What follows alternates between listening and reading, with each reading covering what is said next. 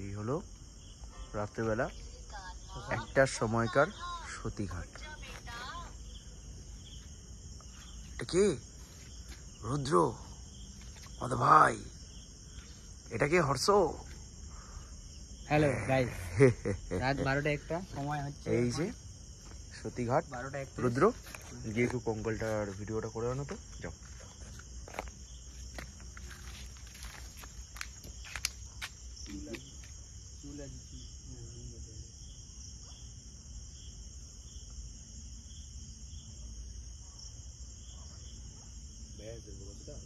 Cinematic মারছে ও, cinematic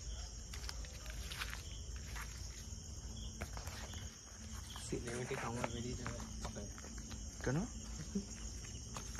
এই যে কত এখন সময়টা দেখাই এখন।